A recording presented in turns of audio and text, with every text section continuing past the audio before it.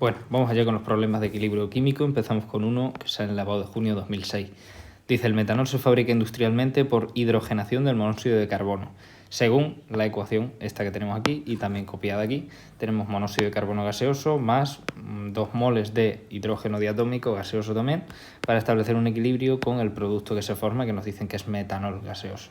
Nos dan también la entalpía de la reacción y nos da un chivatazo, este signo menos nos dice que es una reacción exotérmica, es decir, que genera calor, genera energía, en este sentido, en el sentido de los reactivos a los productos. Y nos dicen razonar en cada uno de los casos siguientes si la concentración de metanol aumentará.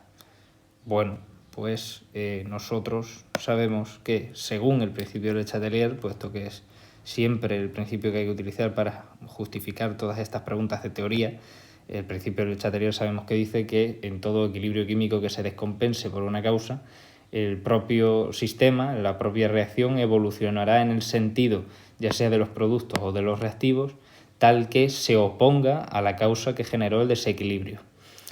De este modo podemos justificar, pues, por ejemplo, en el apartado A, qué ocurre si la concentración de metanol aumentará al aumentar la temperatura.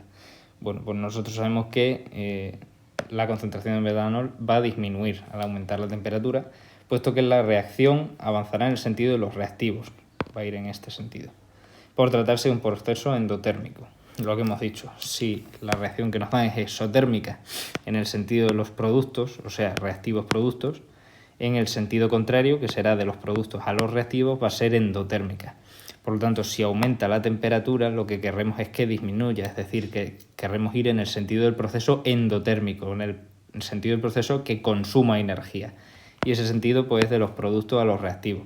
O sea que el metanol, que lo tenemos aquí, tendrá que consumirse para formar monóxido de carbono e hidrógeno y así compensar ese aumento de temperatura. Por lo tanto, la concentración de metanol va a disminuir.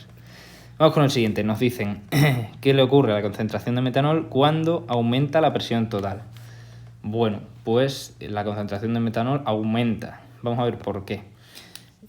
Al aumentar la presión, pues el sistema evolucionará en el sentido de los productos como objeto de reducir el número de partículas gaseosas. Eso es otra de las cosas que nos dice el principio de Le Chatelier. Si tenemos un sistema formado por gases, que normalmente van a ser sistemas gaseosos, y aumenta la presión del sistema, el sistema va a evolucionar en el sentido en que disminuya el número de partículas gaseosas. A este lado de la reacción tenemos 3 moles de partículas gaseosas, por así decirlo. Tenemos 1 de monóxido de carbono y 2 de hidrógeno. Y a este lado solamente tenemos 1 mol de gas, tenemos solamente metanol.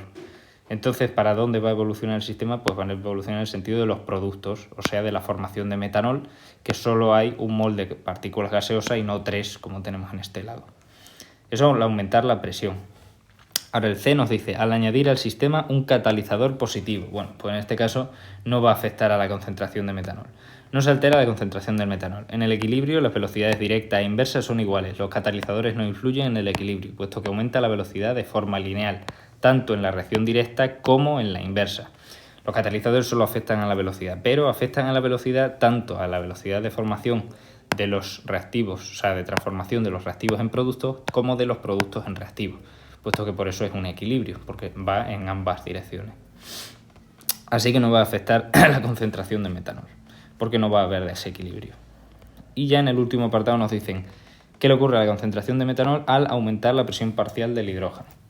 Bueno, pues la concentración de metanol va a aumentar. La concentración de metanol aumenta al aumentar la presión parcial de hidrógeno, pues también aumenta el cociente de reacción, con lo que se desplaza en sentido de los productos, ¿vale? Si aumenta la presión parcial del hidrógeno, aumentará su concentración y por tanto también el cociente de reacción, así que se desplaza en el sentido de los productos, por tanto aumenta la concentración de metanol. Muy bien, pues un ejercicio pequeñito de teoría de equilibrio y ahora ya nos ponemos con los problemas. Yo espero que os haya sido útil.